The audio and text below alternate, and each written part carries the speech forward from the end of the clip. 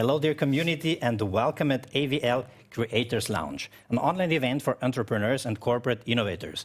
My name is Daniel Vicevic, and it is my pleasure that I can host this session today as well. We have very, very important topics that we want to discuss, great panelists, but before we start in our topics, I'd like to ask you, what is your background? We want to know more about you, about the audience, and I'd also like to invite you to interact with us. We have Slido link for you prepared today, hashtag AVL. It will also be possible to just scan the QR code on screen. So please feel free, we will integrate all your questions and inputs into our panels. Feel free to do so. And now we have 3 questions prepared for you. Do you work in innovation space? As I said, the topic of today, open innovation is transforming the automotive industry. We prepared 2 panels, one panel and 1 deep dive session. Is there one right open innovation approach, especially venture client model that we're going to discuss, but also any other possible open innovation methods, and the deep dive session, patents versus kind of open innovation, IP rights versus open innovation, friends or foes.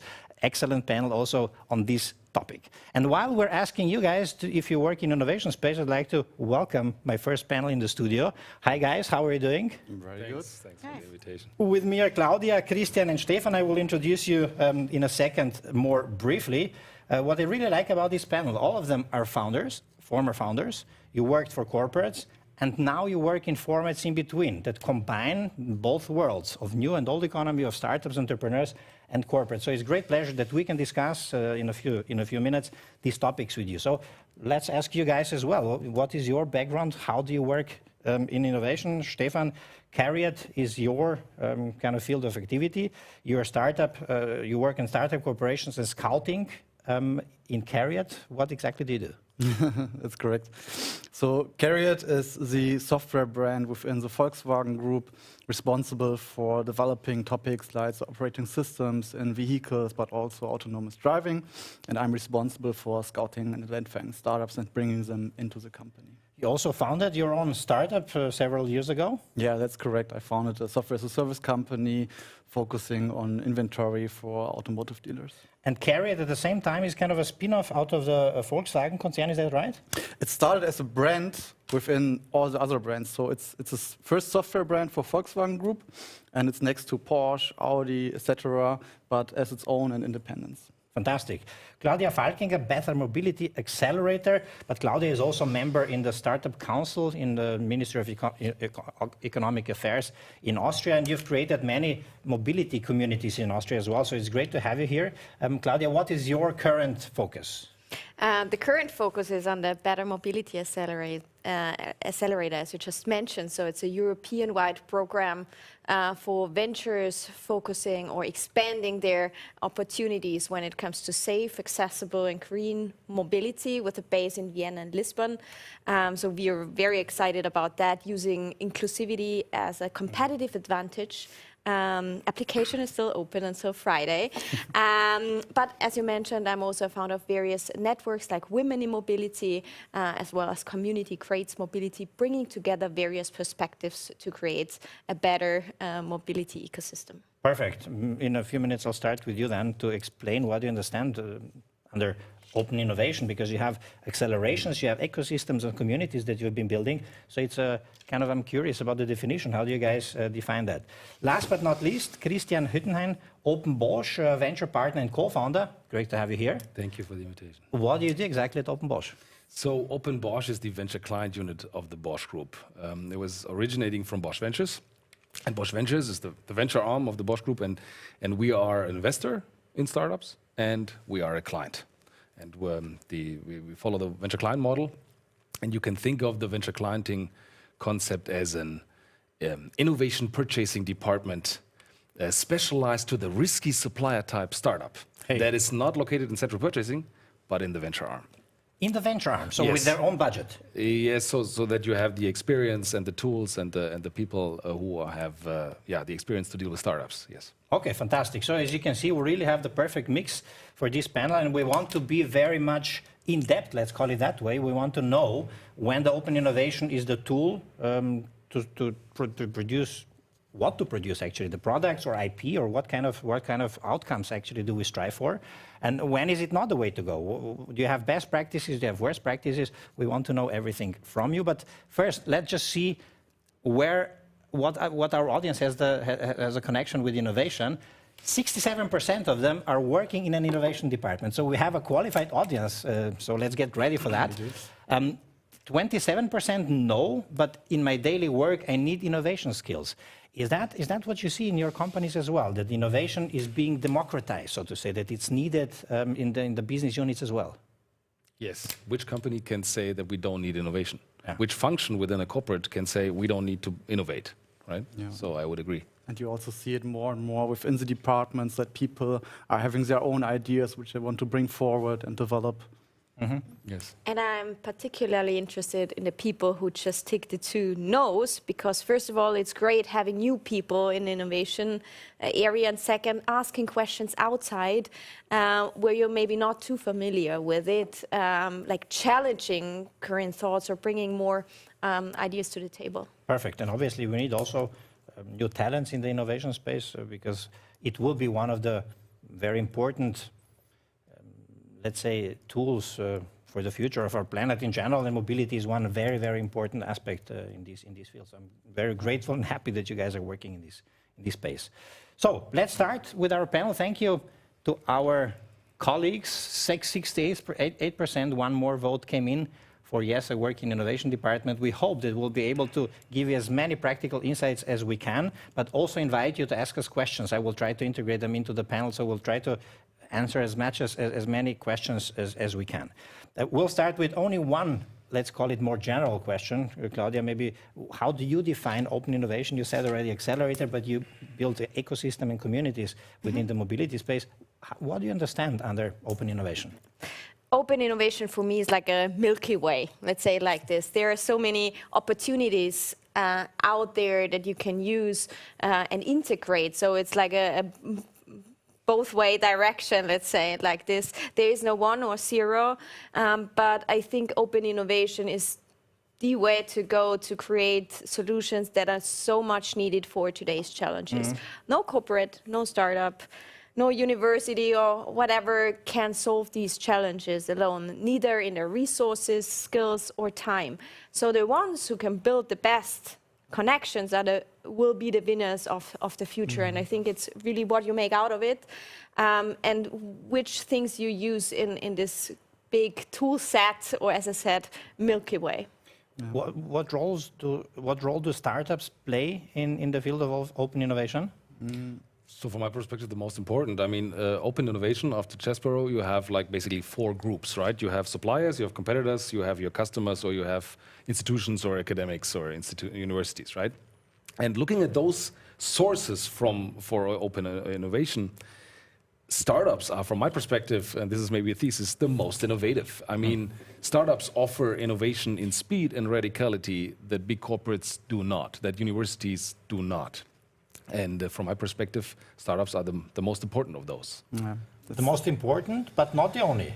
Not the only, but as its nature, the startups are more problem-solving driven. And I think as corporates, we come from a heritage of, old founders who invented some technology and built a company around it. Startups are more driven from, well, there's this one problem I want to solve, and I have to find this one solution. And that's what makes a big difference to them.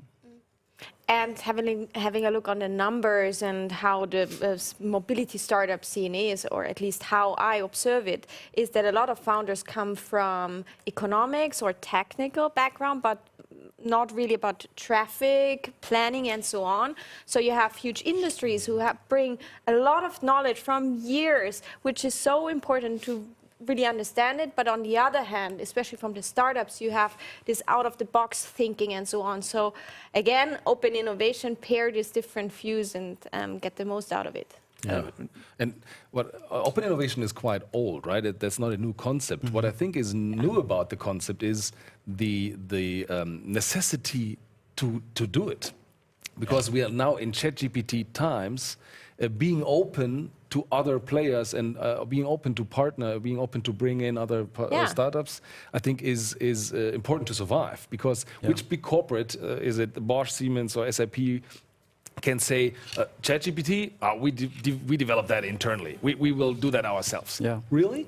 Even companies like Microsoft have to partner externally to do that, right? So looking at the technology change we are facing right now, doing open innovation is important to survive. I really think that's the speed of technology plays a big role in this, and nobody has the resources to do everything alone. Yes. Microsoft is the best example. You can see they partner with companies like OpenAI for this. Yeah. So kind of collaboration is the only And don't chance? over-engineer it. I think it's a chance to survive, absolutely, yeah. In a market of such big competition, it is finding the right partners to partner. So not to be precise, what is collaboration? What do you mean with collaborate? From my perspective, now I'm advocating for venture clienting here, it's about having a very lean and cost-efficient way to make use of startups as a source for innovation and competitiveness. How can you be very quick and easy on this, right? And then it's not, hey, let's develop some, let's partner up and have a project. No, it's about, I have a problem, give me the best solution for that problem now, and then let's get, right? Give me some use cases. What can you really achieve? Let's deep dive into it. What can you really achieve in this kind of process? Because as you mentioned, in the previous time, maybe in the last 10 years, we've seen a lot of activity which was maybe PR-driven, which was maybe marketing-driven, which was excitement-driven, but maybe the outcome wasn't really what was it meant to be. So what should be the outcome? Which kind of use cases would you put in a process of open innovation?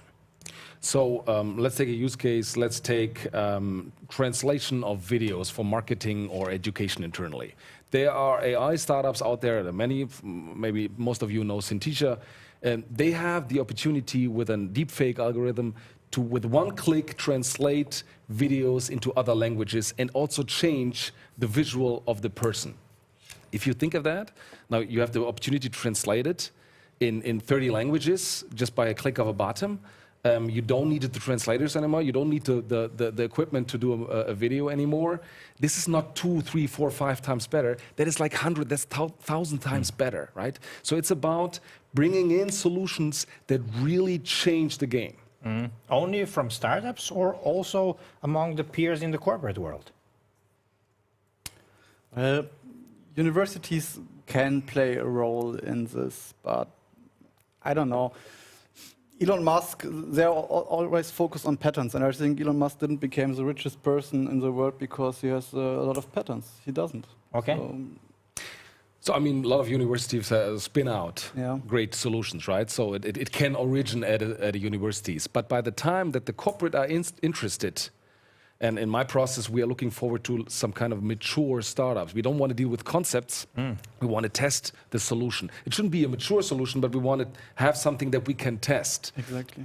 Looking at that, probably universities are not the ideal partner in our face. Too early for you guys. It's way too early for the corporates, absolutely. What do you look for in startups? Maturity, like Christian said. The technology has to be ripe, it has to be developed, and has to be able to integrate into our products, because in the end we want to bring it to the customer. So you don't just source for ideas and inspiration, you really want to develop products with them? Yeah, we source for solutions. But this doesn't mean that the earlier stage is not important, because to get the best solution on a later stage, you need.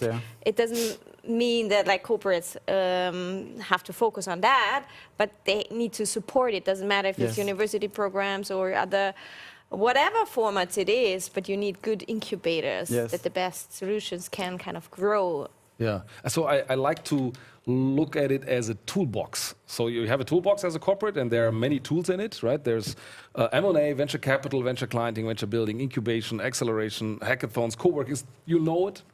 You name it, there's so many at it, and all of them have advantages and disadvantages, and all of them are legitimate.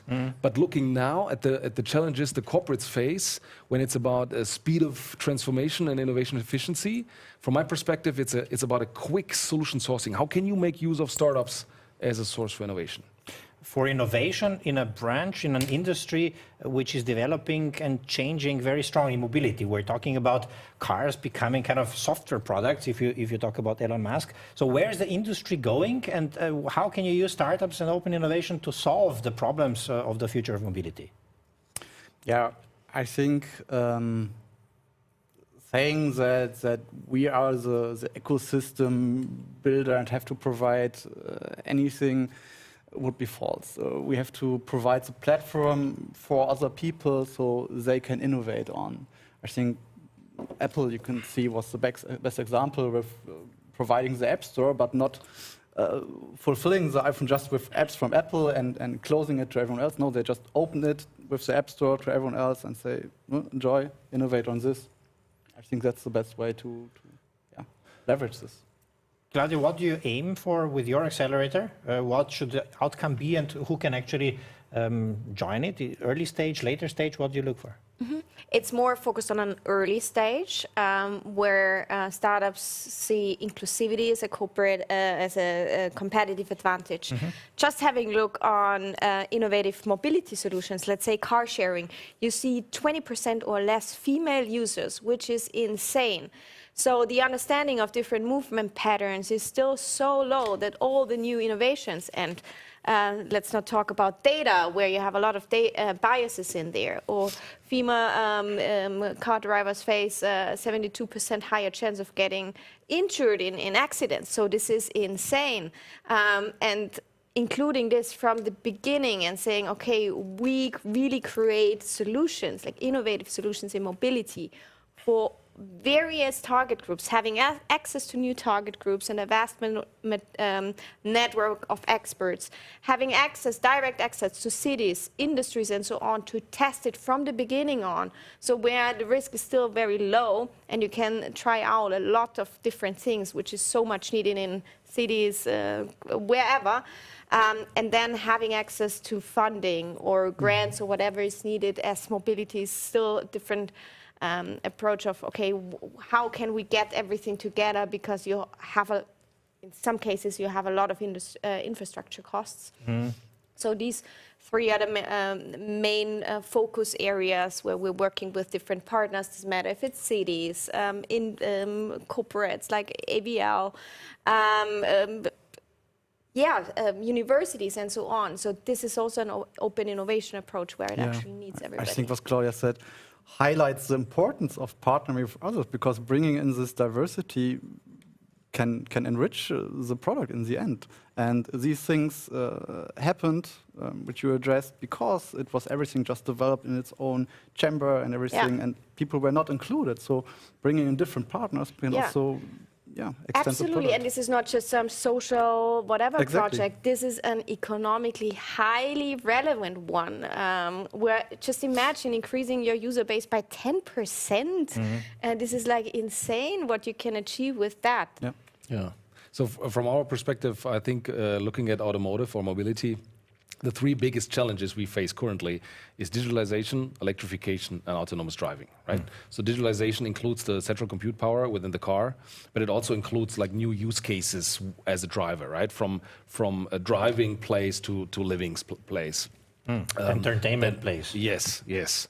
The electrification includes also new forms of mobility, right? New forms of energy, like hydrogen and stuff. And then the autonomous driving, I mean, is a huge part. And I would fully agree. Which player can say we can develop it ourselves? It's about building ecosystems and creating partnerships to tackle those challenges. Right? And as far as I understand, it's about software, because you said digitalization, you said autonomous driving, and electricity. Okay, but those two fields are kind of software future of the mobility. Are you guys ready for that? Is the industry ready for that? So first of all, I would disagree. It's not about software only. It's also about hardware. I just read this morning that the biggest limitation to the growth of ChatGPT are server capacities. So they don't scale up, and that's why they have limitations. So it's about the combination of software and hardware. It's not about software only. Are we ready to be able to digest that much software within our corporate? I think we're on a good way. Because you do these venture programs? Or? Yes, because we are making use of venture clienting. Venture clienting, for us, we do that now for 5 years. And basically, in the beginning, we had to advocate for treating the venture capital out there as R&D budget of Bosch, that Bosch does not have to raise to make use of those solutions, right? I mean, Bosch is very proud of the R&D budget of 6-7 billion per year, but at the end, that's peanuts against the venture capital out there globally, right? So that's the first thing, treating the venture capital as internal R&D. Then changing the perspective and the image of startups. I mean, if we talk about startups here, we don't talk about two students who like to code and have a business idea now. We talk about experienced people with interdisciplinary teams. They have a lot of experience in their industry, in their function. They have identified a pain point, and they're very decisive to solve that, and they're massively funded, right? And the third thing we had to learn within the venture clienting is to become an easy client. I mean, when Bosch wanted to, I'm a little bit,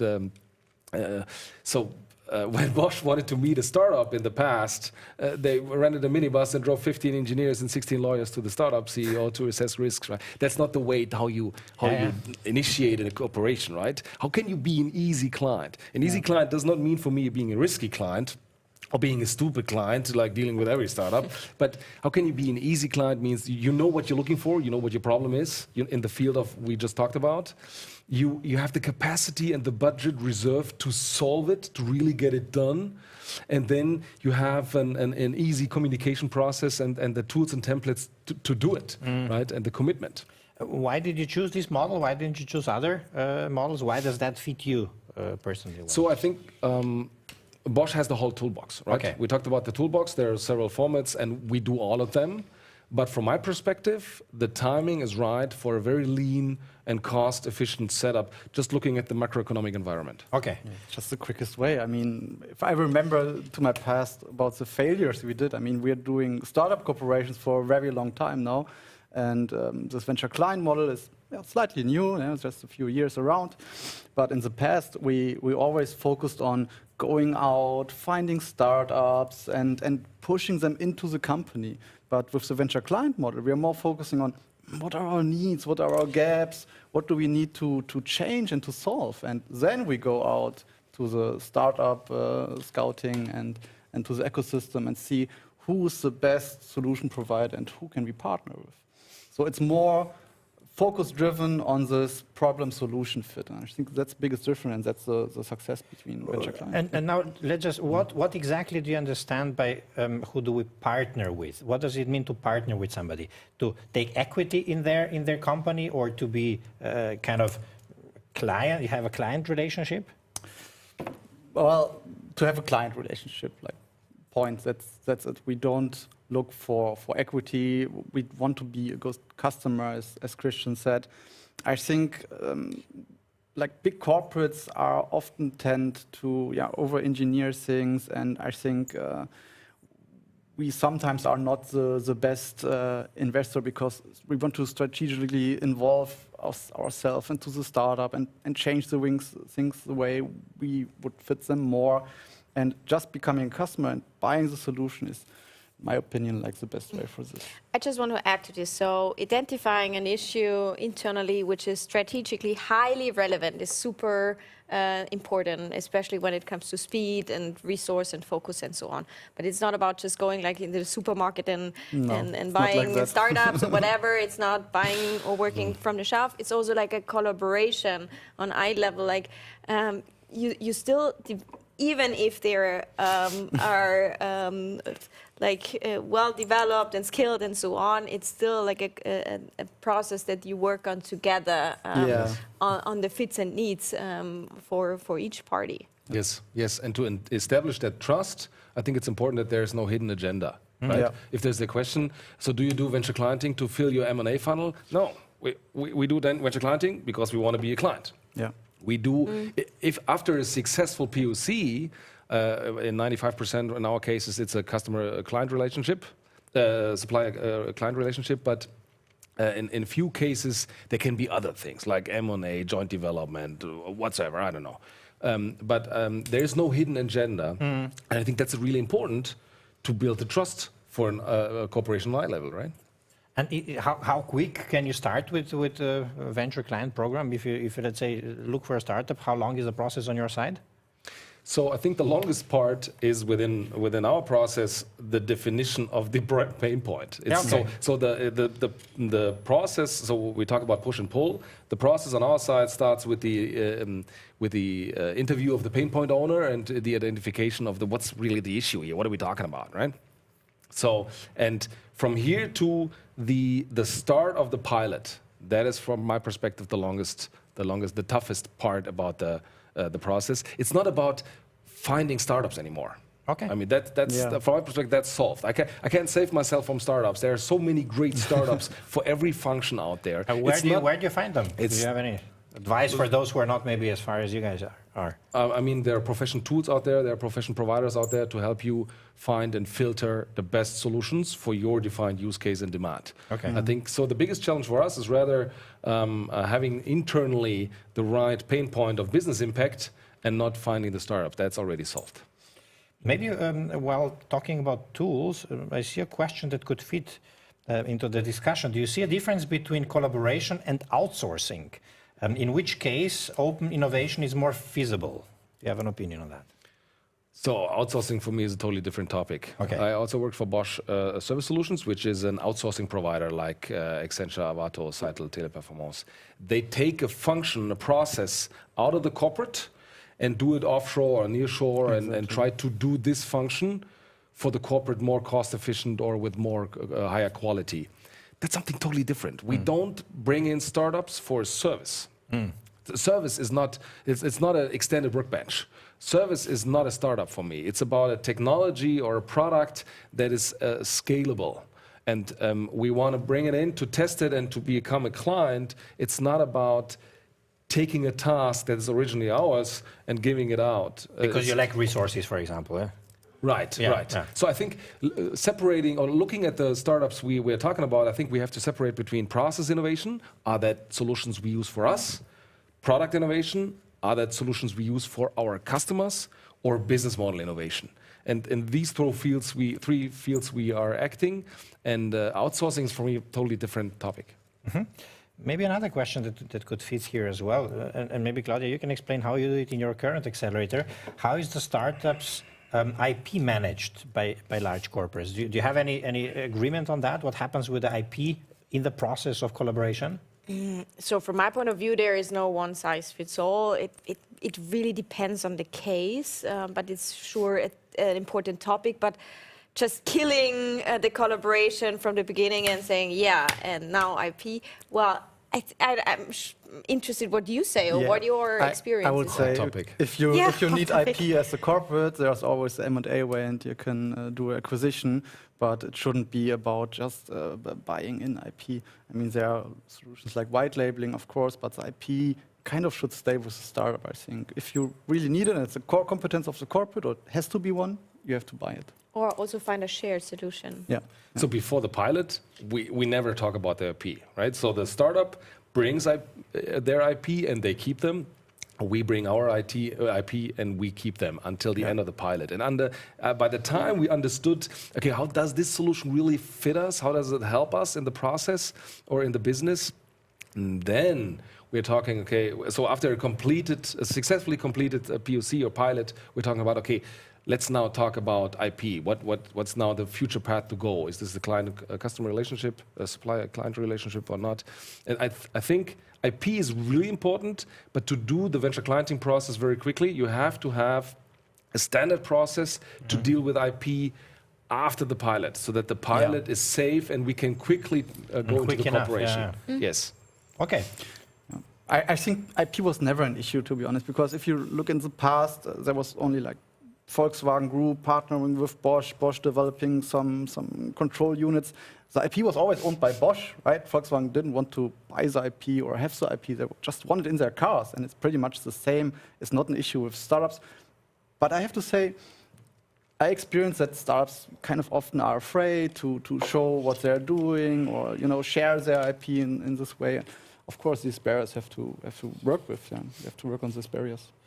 What are issues that occur? IP is not an issue you mentioned, but what are issues that you saw, some best practices, some worst practices in the process of open innovation? If you like once startups are often scared to show their solutions, you have to like explain and make sure that they understand you're not behind their IP. To gain their trust somehow. Yeah? Exactly, you have to gain their trust, of course. They're scared to lose the IP. This is just one barrier.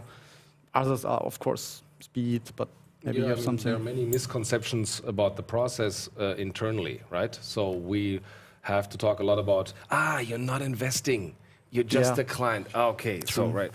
Or you're not working on search fields. We're working on operational pain points, right? So if the Bosch business unit comes and say, hey, Open Bosch guys, can you find us a great startup with AI in automotive?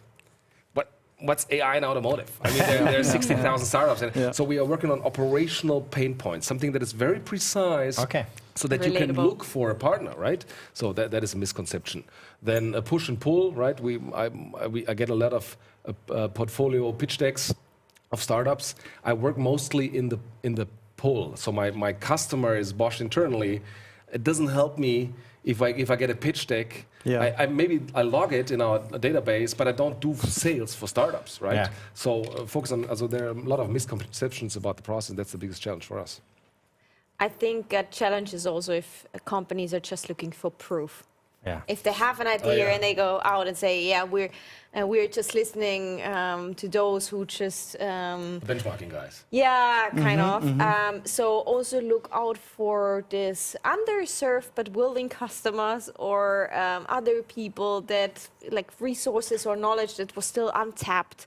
So keeping your door kind of open for new formats, for new methods, and so on and so forth, because otherwise you're kind of too comfy in whatever you're doing, and you still want to have kind of this friction. I think it's the task of the venture client unit to filter the internal colleagues to make sure that the pain points presented are not the benchmarking and the insights ones and just the learning journey ones, but the ones who really have an urgent problem and they want to have the capacity, the budget, and really want to solve it. Right? That's our task. It can be a waste of resources, huge waste. I've seen in the past like so many like corporations just for, I'm interested in technology or in just want to benchmark and see how they're doing, and they're spending hundreds of thousands of dollars for projects, and they lead to nowhere, like to nothing.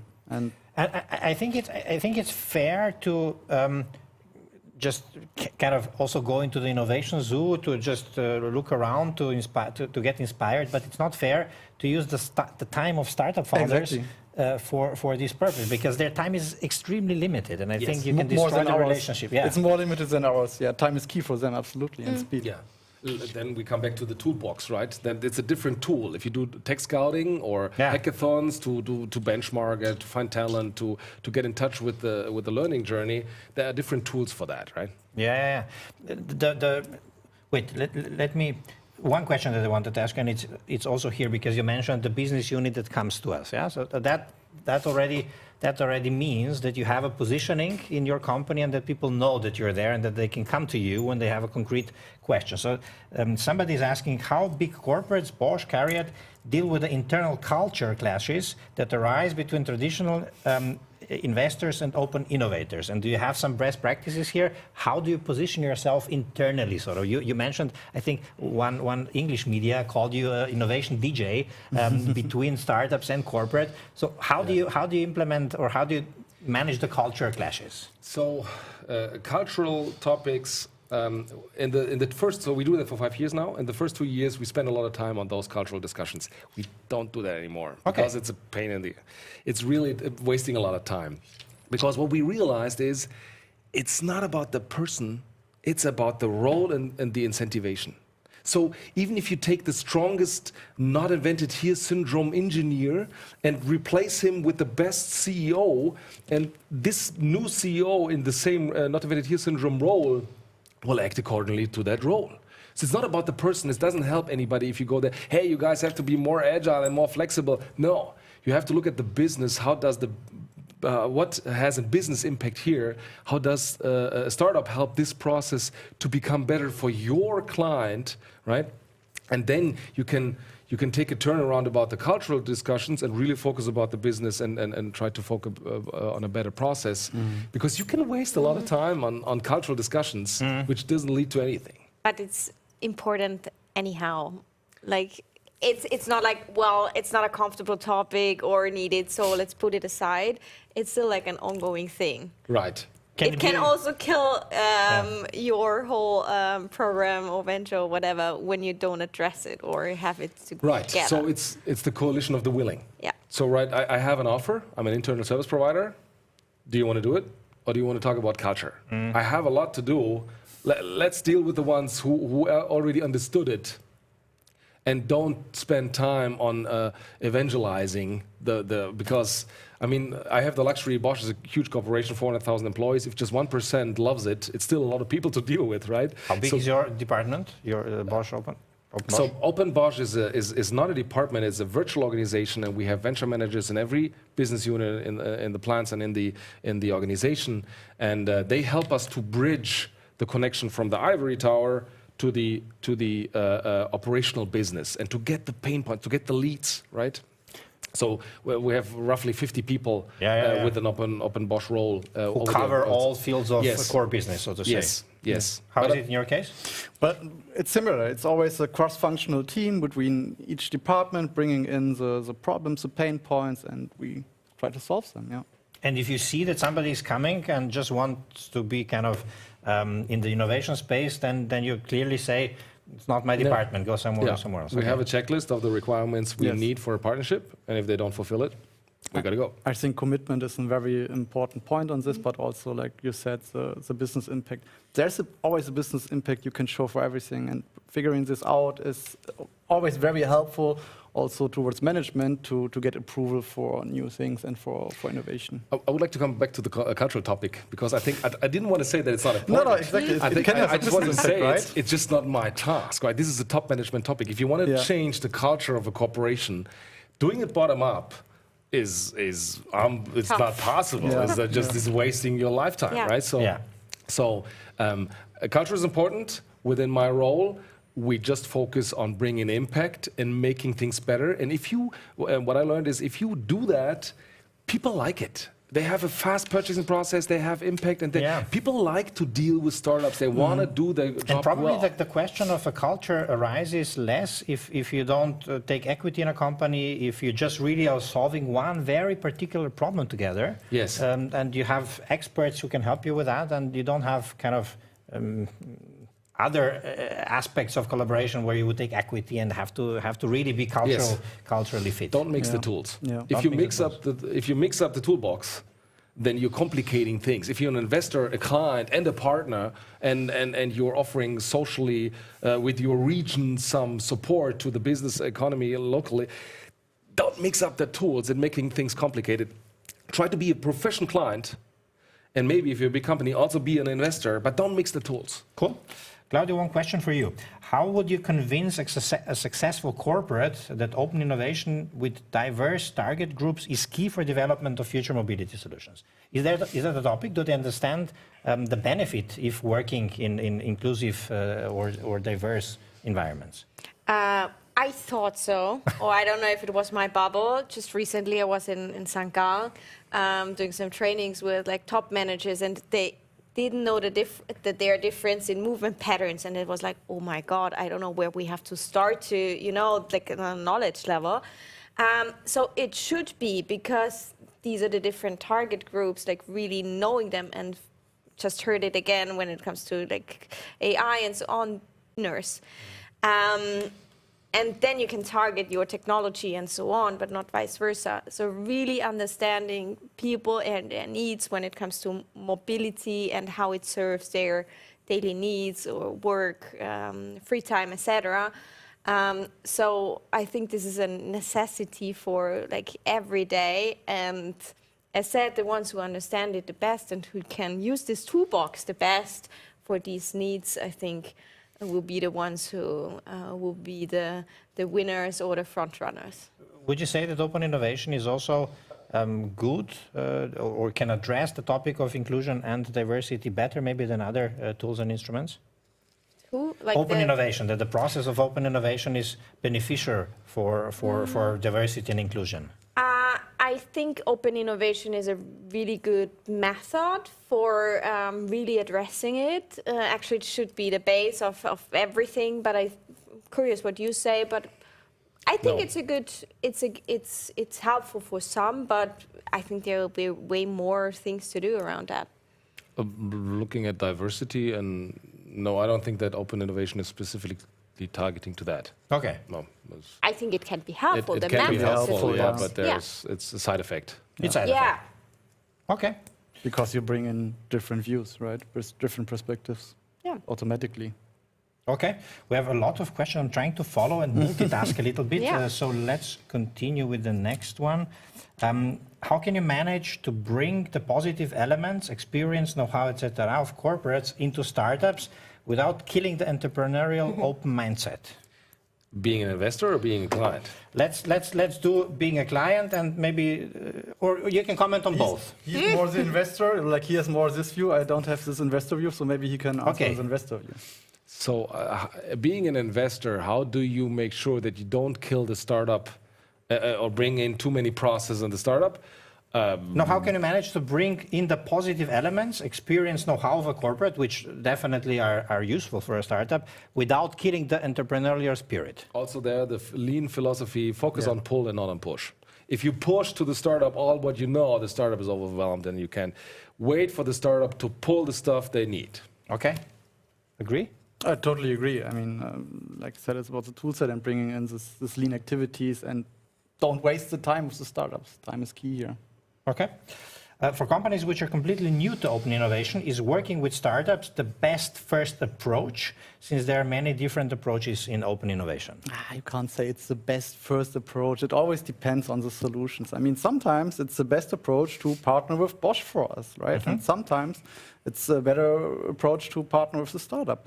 I mean, a startup is like they are just focusing on one problem, and they are funded like crazy with hundreds of millions. And just imagine one department with hundreds of millions in budget just solving one thing. That's basically a startup. It's for us, it's impossible because this will never happen in a corporate environment. But in the startup environment, this can happen. And for problems that require this kind of focus driven on one problem, this is where it's helpful to partner with startups. I would agree. Dealing with a startup is not a purpose in itself, right? It's not about dealing with startups.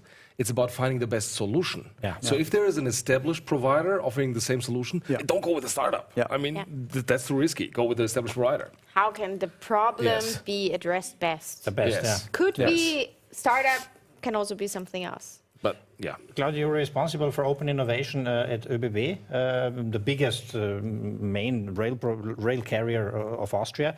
And you also tried so many tools back then. When you reflect with your new role at the time, what would you say were the learnings that you're using today when addressing collaboration with startups? Yeah, well, a lot of these learnings were already addressed today. So really identify the problem right and which way to go, having this willingness and kind of a checklist where to focus the time and resources at, and then pick the right methods to really get there. Like corporate venturing, sure, is a hot topic. And if you can solve a problem better with another corporate, go for the collaboration with the corporate. Yeah, also if you can solve it better yourself, right? And then don't just push startups in, just bring them in where it makes sense. Yes. And yeah, you simply have to stick to your rules you make yourself. Like have the commitment from the department, have the really need, and then go for the startup project and not just push because the technology. For the sake of for the sake of cooperation with corporate. startups. Yeah, that's doomed to fail. To be honest, like I think 80% or more of the collaborations this way would fail. To be honest, very because there's About no need. the scalability of the solution, right? Yeah. If you have a solution that is 2 times, 3 times better, then that's a different thing than if you have a startup that is 100 or 1,000 times better. It's about making use of the scalability of technology. Yeah. Great. Do you guys offer sandboxes for startups? Kind of environment where you don't apply your corporate rules, I guess? Yeah. Well, this is one of the goals of the Better Mobility Accelerator, really having this place on the one side for corporates who maybe are kind of a bit stuck in their own system to have this freedom, but also for startups to really try it out, especially in the public mobility area. It's not too easy, way easier in private surroundings. So really getting the right people and living labs on board to, and this was the feedback that we got so far, is this was one of the biggest benefits. You know, to be able to work outside of regulation of your corporate kind of. I mean, the venture clienting process itself is for me a sandbox. Okay. Right? Because you have limited, for the POC, for the pilots, you have limited measures you can make use of, standard NDAs. So, but also looking at the toolbox. Now, in venture building, we have sandboxes, right? Look, I'm just answering for venture clienting here. So. Yeah, but I think venture client is not about just sandboxing, right? It's about bringing in the solutions. And for this kind of sandboxing, I think there are a lot of institutes and environments where you have this possibility, and also where corporates are collaborating with. I don't know. We as Carriot don't do it directly, but within the group, we have the startup Autobahn, for example. I think this is more like a sandbox area. I think Bosch is also partner of it. Porsche is partner of it. And this is where like a lot of corporates can come together and have this kind of playground and also this collaboration with startups. Okay, in the mobility space, do you collaborate with your competitors? Yeah, I would call it co-petition. Yeah. Right? So, as we said, the challenges our societies face need this kind of co-petition to make sure that the problems are solved. Another question for a company which is starting, I think the question is really excellent. So I guess somebody is starting to deal with open innovation. Which department is the best to lead the open innovation project for the companies which are still exploring open innovation? So how did you guys start? Which department is it? Individual enthusiasts, or do you put it somewhere? So from my perspective, there is no perfect answer. It depends about the person, but starting in the venture arm, or starting in an innovation purchasing department, or starting in some form of startup affinity is important, right? So sure about the person, but also the company structure, where it fits best. Where would you put it directly? Like, it's a very good question, and like you said, there's no right answer and solution to all of it, but I would say it's very helpful if you focus on venture client. It's very helpful to put it somewhere in the technology area to identify these things in development. But it's not always all about technology. So not. Having a strategy and corporate development could be a thing. It could also be like if you have a transformation office or whatever. True. You can also have a program in the sustainability arm. So it really depends. But you also need the willingness of the system where it fits best, where you have kind of this runway and not too much friction. I have a question about it, to be honest. But do you guys think it's a good idea to have it as its own legal entity, outside of the corporate? Sometimes you can see this happen. Sometimes it's integrated. I was always skeptical about it. It can speed things up, right? If you don't have the decision-making process on too many levels, this can speed things up. Who do you report to? To the head of Bosch Ventures. Okay, and he to the head of Bosch Group. Oh, okay, wow. So it is individual, right? It's his own legal entity. It's kind of parallel unit.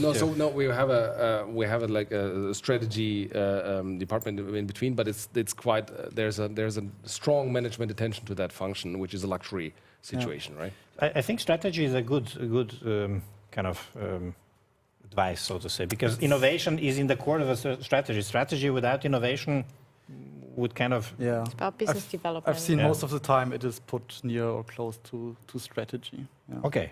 I have to say strategy, yes. So as closer it is to the real existing external client, the more productive it is. So that's what I meant. If you have a department that is responsible for M&A and it is clear ivory tower with far away from operational pain points, then the operational pain point lead generation is also difficult. They don't come to you, Yes, so it should be a middle of having a sponsor who's able to pay and putting management attention on it, but being close to the operational pain points to really address topics of need, of demand, right? And How do you measure your success? Do you measure your success, but by how many problems per year you were able to solve with venture partnering, or how do you measure your success?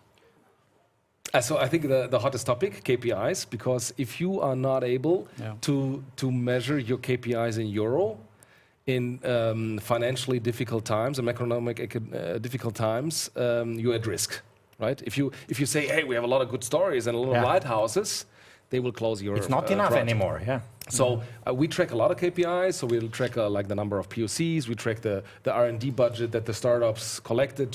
So the venture capital they raised with the startups we invested in. We track like how long does it take from pain point identification to pilot start to adoption and stuff like that. But I think the most important is business impact in euro. Yeah. So what is the cost reduction, sales increase, new clients, new markets? What are the euro impact coming out of your attention? And I think that's the holy grail, looking at the future. Or short term? So any term. Okay. So we So you don't have forever to prove that you're successful in what you're doing, sort of. So let make it tangible. Yeah. We had a use case within Corona times. The engineers were not allowed to fly to foreign production sites to maintain machines, and we tested an AR/VR solution that cost around a 5-digit sum for a year, and just the business impact, the reduced traveling cost in the first year was at a 7-digit number. Wow. Right? And having a euro figure to say, hey, we invested this, and this came out of it. This story is the only that counts when doing innovation in macroeconomic difficult times. And probably also in general in the future, be it in economically tough times or not, since the process of open innovation is maturing and evolving. Yes. Specifically then, you have to, of course, show what kind of value you can generate, and most of the time we're still a business, we're still a company, it's money. Yeah, but I don't want to say that it's easy. But there are also, of course, cases where you don't know how to measure this. How can you, if you develop a new product, how can you say, okay, what's the outcome of that product? So you, over a longer period of time, have to check over and over again, and at least on an aggregated way, so on your all activities, all the POCs you do. What is the budget you have, and what is the outcome you track over the last years? I think that's really important. I remember starting as a startup unit within the corporate. We tend always to start with measuring our projects, our pilots, and this thing. And I can just advise very early shift to measure what kind of value you can generate monetary, and also how much you integrate into the end product, how much you bring to the customer. Yeah, do that before starting a pilot, right? And filter out the heated toilet seats just because they have maybe an effect on associate satisfaction. Comfort and well-being. Try to identify the pain points with business impact. Cool. This is exactly the next question that we have here. How do you identify the pain points of your customers? Are those pain points solely driven internally or also externally? Do you only have your business units coming to you and saying, please solve this? Or would you, I guess, also be open for somebody bringing the problem that you would solve with them or somebody else then, open innovation process? Depends. I mean, if it's generating revenue, it should solve a problem for the end customer, like, I don't know, the driver, for example. But if it's just more cost saving, it often tends to solve more the internal problem. That's what I experienced. Yeah. So in the venture clienting, also looking at the toolbox, right? So within the venture clienting tool, we look at our internal customer. And there we look at the process innovation, product innovation, or business models.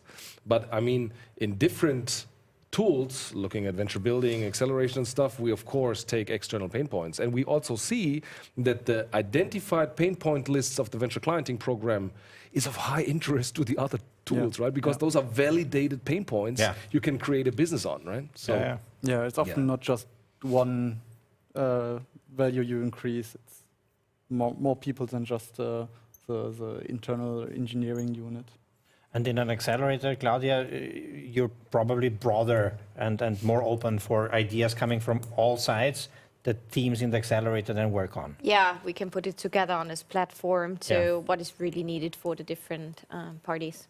So you would accept somebody to just join without a team, without a product, and could join some teams in your accelerator? Well, the teams that join or the ventures sure have to have like a fixed thing, but involving more people, it doesn't matter if it's as mentors, as supporters and so on, that really fit the goal of the accelerator and the goal of the ventures and partners, sure. So you have kind of this frame set as well, but you can also be more creative and putting it together, or this is our approach to it, and let's see how we deal with that, but really looking forward. Perfect. Oh, now I lost my questions. I guess the time is up. Let's sum it up. Let's sum it up. Our discussion, yeah. One question was still there. I'm trying to kind of bring the picture into my brain, but it's not working right now. So we'll take the questions and pass it forward to you. So maybe you can answer it later. To wrap it up, maybe key takeaways. If somebody is now trying to start a new, let's say, open innovation process in the whole toolbox, first 3 steps. What to be careful of, and especially in your case, obviously, what are the assets of the VentureX program? So from my perspective, for the big corporates out there, try to extend your toolbox, try to have a valid toolbox, professional toolbox, and use the tool correctly. Don't mix it up. And now, in the macroeconomic difficult times, have a look at innovation efficiency and speed of transformation, and check your venture clienting processes to make sure that you make use of the startup ecosystem to be to innovation.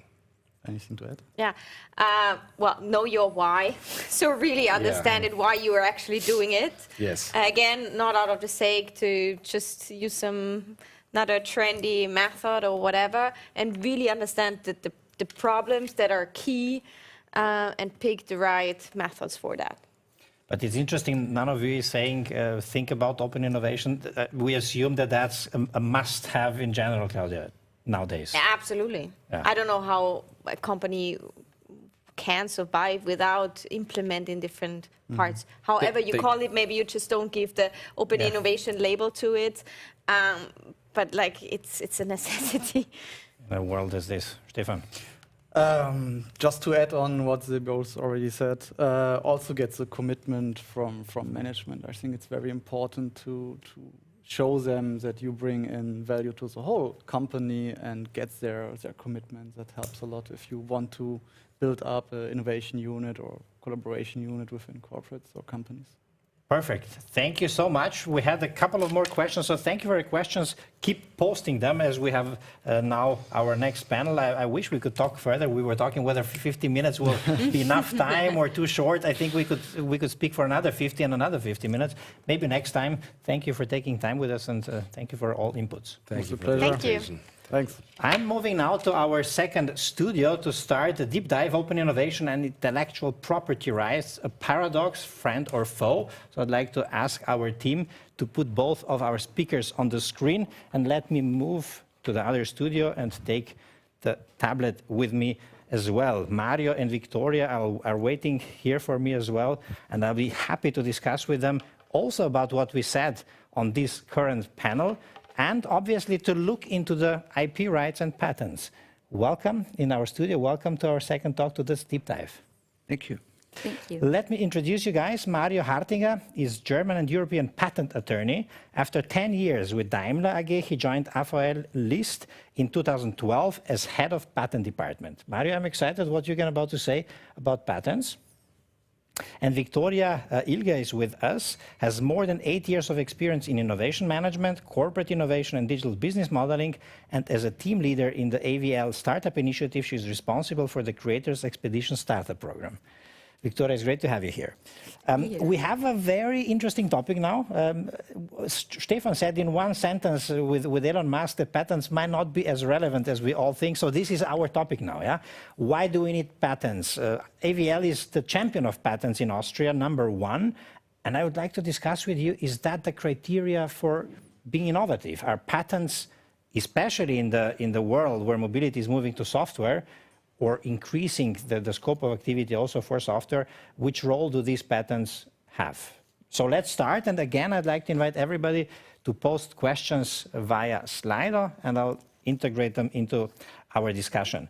Victoria, Open innovation and patents, friends or foes? Does this fit together? Yeah, good and tricky question, I think. And there is a paradox.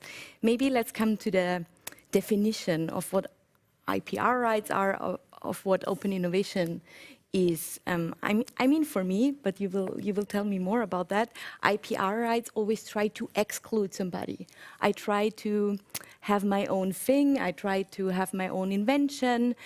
So it's the opposite of what open innovation stands for. So when we follow the definition of open innovation by Henry Chesbrough, it's about letting know-how flow. Maybe in an inside-out approach, where I say it's know-how between different departments internally, but even more important, what we heard in the panel before, having a know-how flow between companies, between startups, between universities, and so on. And here, of course, that's an inclusion of different parties. And here, we see the paradox. But on the other hand, I also have to admit that from my experience in doing collaboration with startups, for example, we heard it in the first panel, they are always afraid that we are taking something of them. And therefore, in my experience, it's very important to have a framework. So to know in which framework we are, to have kind of game rules, let's call it like that. Otherwise, it will be very difficult to collaborate. So kind of, I don't know if I could answer your question, but I think as a soft opener. We still have 40 minutes, 45 minutes time to deep dive into it. So, Mario, when Victoria and the team around startups in AVL comes to you and mentions open innovation, do you say, go away from my office, or how do you see it? Not at all, not at all. For me, it's collaboration, right? And open innovation is a special kind of collaboration, but we as AVL do have collaboration for decades already, right? It's other companies, it's universities, it might be startups. So like Victoria said, it's all about defining your goals, and therefore you need an agreement at the very beginning. And the agreement can be everything is open, both parties are free to use the results, right? But it could also be different, that you say, okay, I'm interested in the specific results developed in this project. And then you have to define in advance who is the owner, who has which rights to use those results. And as I think, Christian, it was mentioned, in different settings and different tools, this process can slow down the collaboration with the startups. Sometimes it might completely be necessary, I agree. But it can be, you need to find kind of the tools and collaborations when you don't need this part of the process. exactly, and that's also where I want to jump in. I think important it is that there is a framework, and for certain, let's say for startup collaboration, you have a framework. For working with other corporates, you have a framework, and you try at least to have something where you can orientate. But if you start to discuss that from the beginning on, so what is my IP, what is your IP, and there is no IP in the beginning, so the collaboration process is starting, and before it starts, we already discussed the IP, or who earns the patents, who can say, okay, now it's my patent, or however.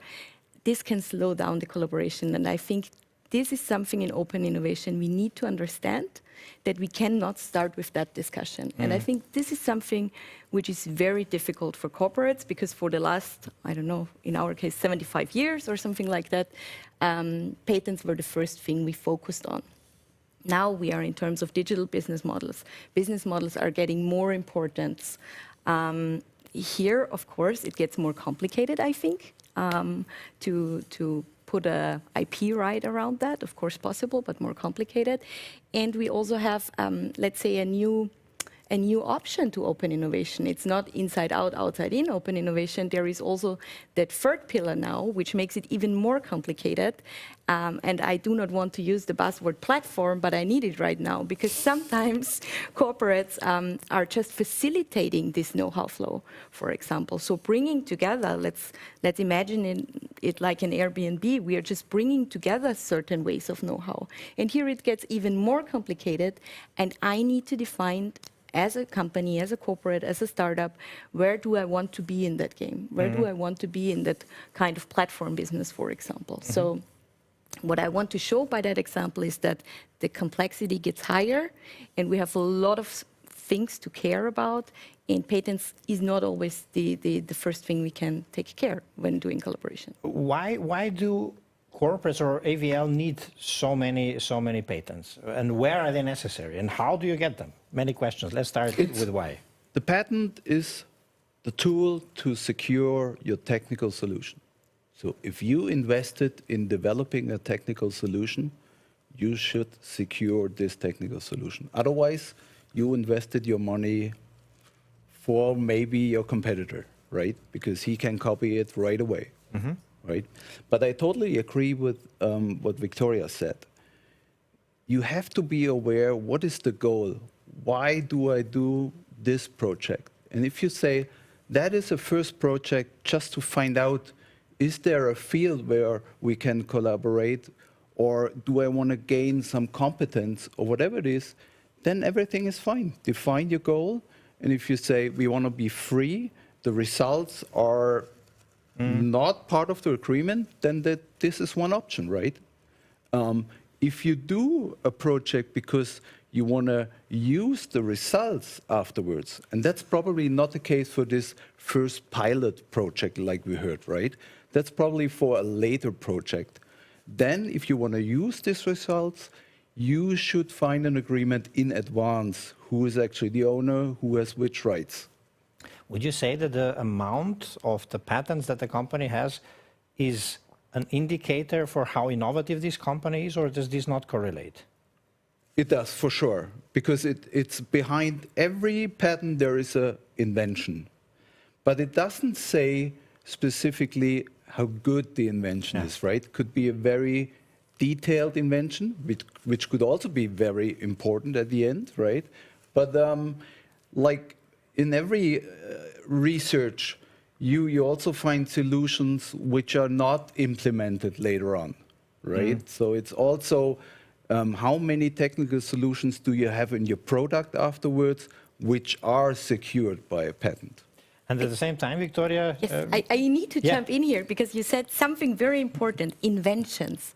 It's not innovation, it's invention. So invention means it's not on the market yet. It's maybe a very cool technological solution, but we do not have, sorry again for that, the business model around it maybe. Or we do not know how we bring it to the market actually. So it's the first thing maybe, not always, sometimes we also can start with problem identification, but it can be a first step, but we are not there when we have the invention. We need to do an innovation, and that's why we need open innovation, for example, because we need to understand the market needs, we need to understand customers, and so on. So everything we heard before comes here into the game. Especially since you mentioned in the first statement that innovation can also be manifested in a new business model, in a new opportunity that maybe even cannot be patented. So again, it's a good actually differentiation between invention and innovation. Is every invention kind of innovative and innovation or not? What would you say? Maybe it's innovative, but for me it's not an innovation if it's not used by the market. Yeah. So for me it means that people adopt what I have developed, and that I can, in the end, also make money out of that or gain other impacts. But I need to gain an impact in the end. And I think that's what we need to care about. And sometimes, and here I can take the startup side maybe, there is a very good startup. They know they have the best technology. And then there is the startup, they have a good technology, but a very good operations team or implementation team, for example. And guess who wins? Maybe the one with the not so good technology. Can happen. Why? Because it's not always about that. It's also about speed. It's about being smart when adopting new customers and so on. So business is that broad. You can do a lot. You know, Mario, I really don't have an opinion about it yet. I understand. I'm an ex-lawyer, so to say, so I understand the need to secure rights as well. But obviously, I'm an innovation guy, so I'm on your side. Although on many points you completely agree with each other. But what would actually happen? Let's just try to think it through together. What would happen if AVL or some other company would open source, would open their patents? What would that mean? That's actually what we do in part, Okay. right? Because if you file a patent application today and you get a patent granted maybe in 2 years, then you have to pay money year by year to keep it alive, right? So it's a decision year by year. Is this specific patent worth the money? Do I need it for my product, for my services, or not? So if not, we lapse the patent, then it's free state of the art and Okay. everybody can use it. Where in the future, yeah? Where do you think, nevertheless, you will still need protected patents? Is it especially in the hardware area? It's in all areas where we develop new technical solutions. So it is hardware, and for patent lawyers, hardware is, of course, easier, right? You can touch it, that's easy going. But right now, in every industry, it's about functions. So you call it often software, but it's usually for patent guys, it's the function behind it. Okay. Can I secure the function? And that's also possible to do it by patents. But we always talk about patents and inventions. Usually in agreement for project and collaboration, you deal with results. So Yeah. that's everything. You always have results. Yeah. And you also have to find an agreement on who owns these results. And that could be, it's jointly owned. And both parties are totally free.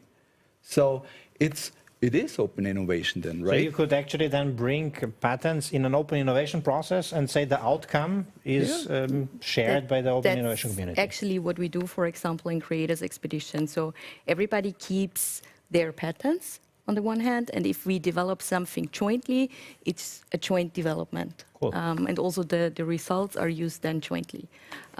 So for our proof of concept projects, we do it like that. Yeah. A patent is not a prohibitive right itself, right? It's about the patent owner who decides whether he allows a third party to use the invention or not. So it's not a prohibitive right itself. So patent is not always limiting. You can say you are free to do that. Yeah. Let's do the project together. That actually that secure technical solution brings also you forward Yeah.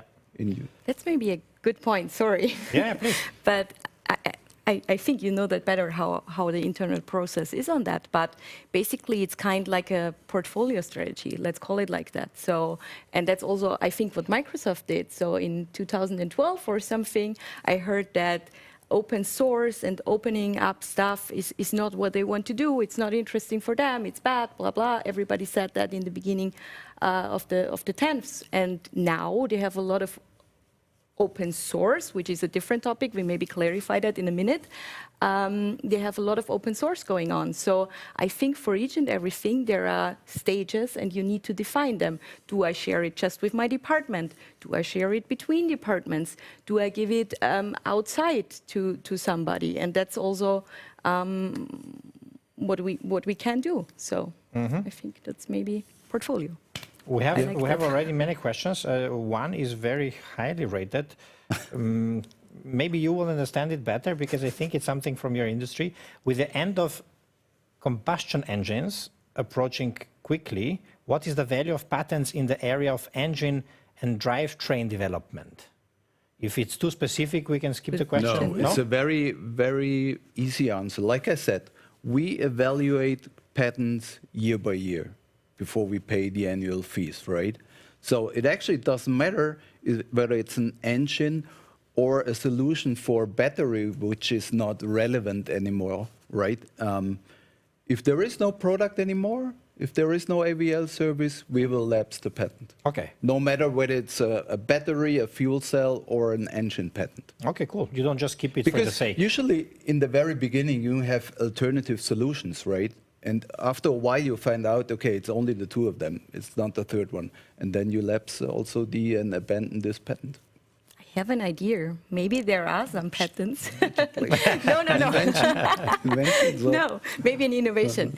I heard that from IBM. So maybe we have some old patents, which are not so interesting for the mobility industry, but they can solve something differently, maybe in the terms of sustainability, to make it even more complicated now with combustion engine, but I'm sure there is technology in it which maybe can solve some other problems. I heard that IBM was doing that. They opened up. That would be a cool kind of competition also, to open it up and kind of use my patent competition. You see, I already see an innovation hackathon or something like that. You see the direction I'm coming from. Yeah, because especially I think this is one very, very important open innovation kind of aspect that you're making. Cross-industry collaboration seems to be extremely important, and an issue that in one industry can solve problems could be the innovation in the other one. And we all have the same problems somehow. So when I look in different industries, we have similar problems. That's what I see when working also with other corporates. We try to do that a lot in the last years, even more within Creators Expedition, to really open up, talk to other industries, see what's going on there, if we can maybe help or if they can help us. So let's exchange on that.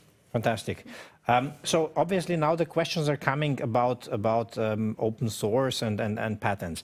What does the panel think of Tesla's free patent approach? Is this the ultimate of the open innovation? Let put me the other way around. If you are not interested in prohibiting a third party to use your invention, you don't file a patent at the very beginning. Mm-hmm. So, and I don't want to talk about Tesla specifically, but quite often it sounds a bit for me like PR, right? Yeah. Because I actually don't have to talk about it. There's an easy way. I just don't pay the annual fees anymore. And then the patent is gone and everybody is free to use it. So it's the decision of the patent owner. Mm-hmm. So you think it's more of a kind of marketing? I'm not talking about Tesla specifically. What? I mean, maybe just to add on that, the free patent approach, I have the feeling that this becomes maybe more important for also here for the digital world. When we think of AI or something, I think solutions get the more useful, the more people use it, the more data we generate, the more we get in. And this also, for me, sounds a little bit like Tesla, because we all know they're getting a lot of data and doing a lot with it, and also creating kind of their competitive advantage out of it, or want to do that at least. So I think for this, it can be of use to open it up. But like I said, if you're the patent owner and you want to do a collaboration with one or more parties, you're free. Feel free. Give them a license, a royalty-free license. They're free to use it. How do you actually manage to get so many patents approved per year? As a patent champion, that's a big... Very many smart employees. Okay. It's all about the people. It's about the inventors. But also smart patent lawyers who then manage the process. We just write it down. Now I think it was always the AVL culture, right? We define our company about innovations. So, and the inventors get the time to really think and write down their inventions, and yeah. I think it's AVL culture. And how do you understand your role as a patent attorney, as an enabler of innovation? Because I perceive you as a total business guy, which is super exciting. But obviously you have the legal background and skill set. So do you perceive yourself as somebody who should enable innovation in business? Sure. Yeah. And actually, internally, I'm a service department, right? I talk to the inventors. I help the people who have maybe ideas in new areas, or like business models, and there it's hard to get a patent quite often, right? So it's really a joint achievement at the end if we can protect it in some way for AVL. There was another question: what can a corporate learn from Meta, OpenAI, Google, etc., that are open sourcing digital innovation? So let's try to make this differentiation between open source and open innovation.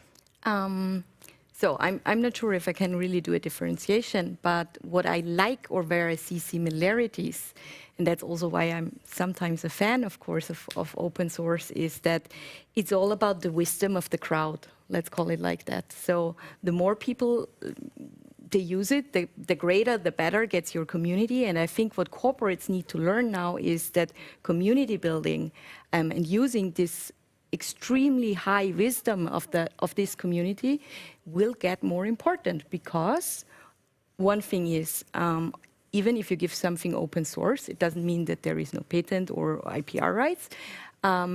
It also means that you will earn money, or you can earn money, because there is service, there is a lot of other stuff where you can earn money.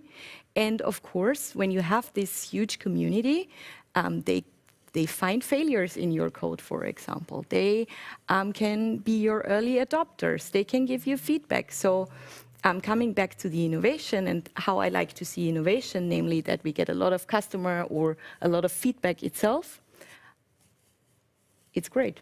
It's a tool we can use as innovation managers, of course.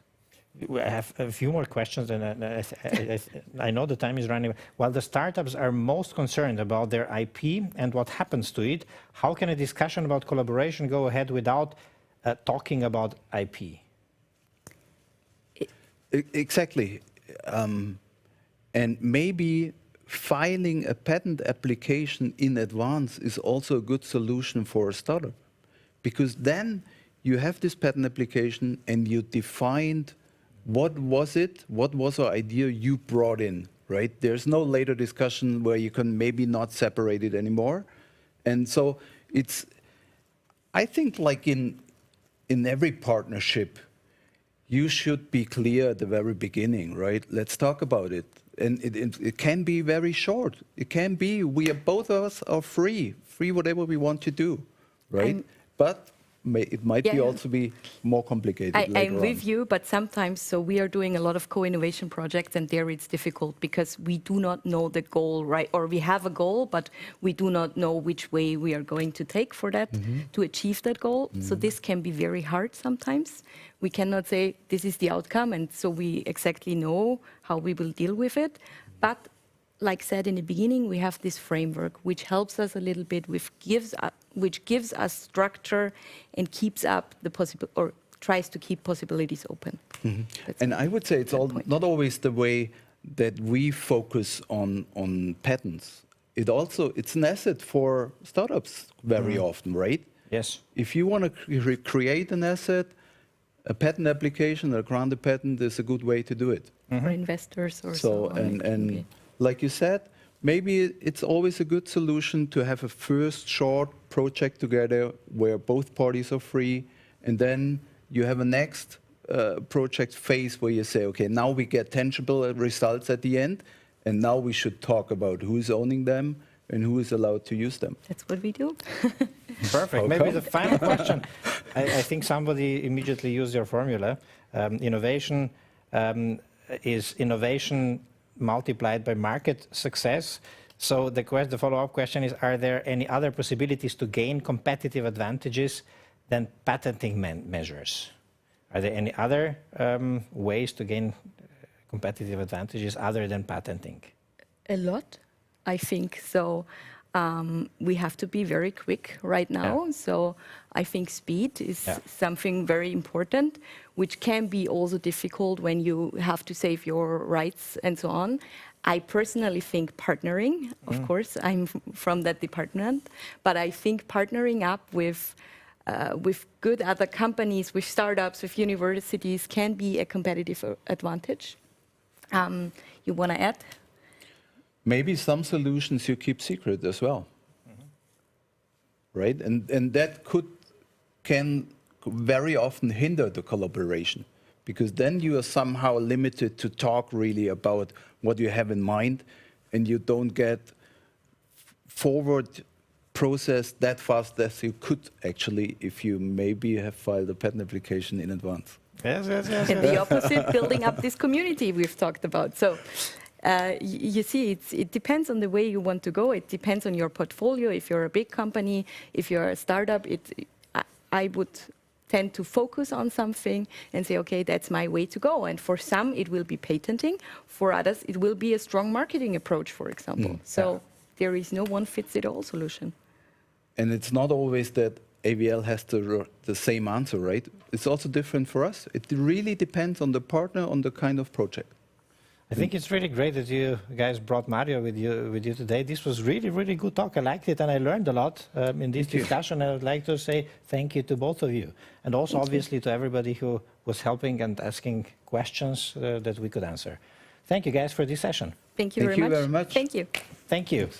So we will now close with Sebastian Jaksch. He is the lead of the Creators Expedition, and we will, I think, have some announcements and do also a wrap-up of the event of today. Sebastian, welcome to our studio.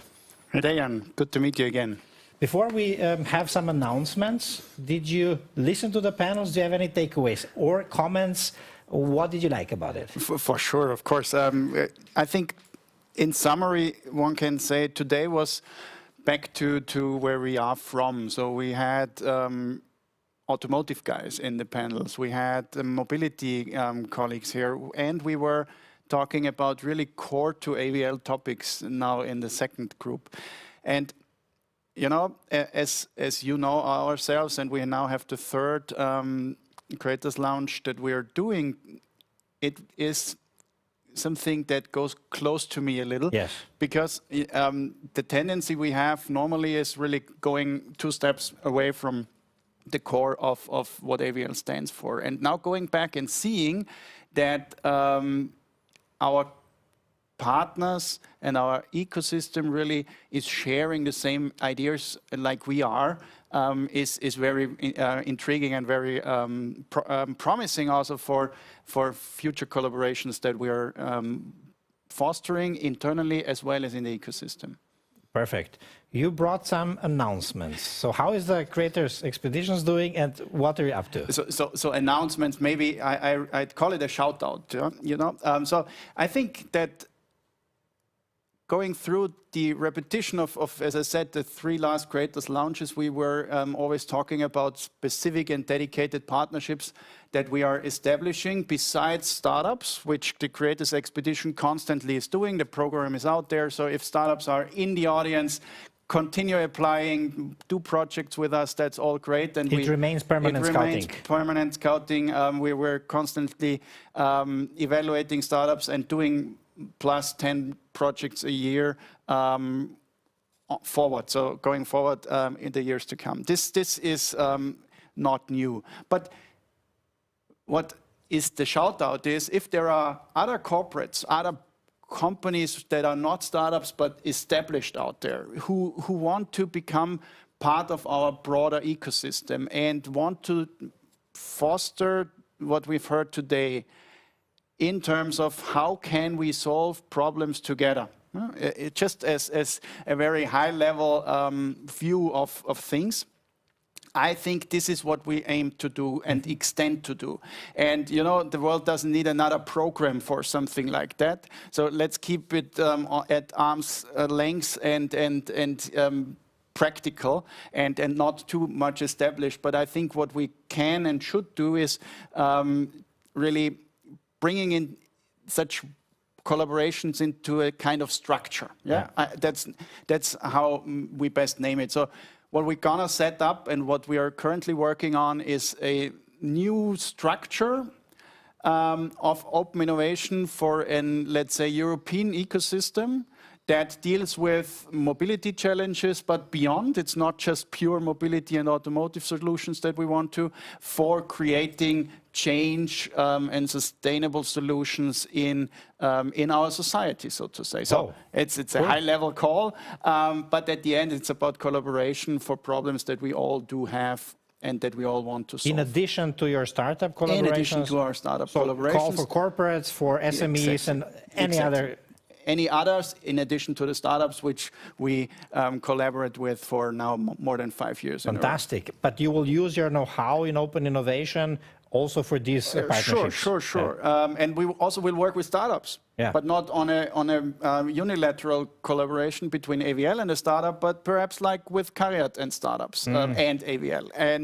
And maybe just two corporates or an SME and a corporate together with us, or and so on and so forth. It's going to be, as I said, on arm's length, simple setup, but a little bit more structured than just meeting at nice occasions and just discussing it. We would need some clarity. We would need some also targets that we want to fulfill. So to keep our own attention to the topic alive and the momentum ongoing. Yeah, to have the framework so that you can Exactly. speed This up. is what we set up, and we are open also that partners involve in the setup of that ecosystem. So we're going to have a few workshops where we're going to invite dedicated partners. So again, reach out to us if you want to be part of that. We're going to have a series of a few workshops in the next months to really define how that structure should look like. Perfect. One main takeaway from today's day for you? It still makes fun, and we're on the right track. Perfect. Thank you very much, Sebastian. Thank you for this opportunity to discuss these topics. I thought the discussions were really exciting. I learned new things, although I discuss these topics all the time. So thank you for providing really top speakers for this community that you're building up. And thank you for this partnership. Thanks a lot, Dejan. Same to you. Thank you. Thank you for being with us. This was our Creators Lounge. I think it's always exciting to be here. Thank you for being with us. Thank you for your participation, your questions. I hope we were able to answer the most of them. Those who remained open, I think we can so to say forward to the team, and maybe they will also be able to answer it for you. Thank you for being with us, and goodbye.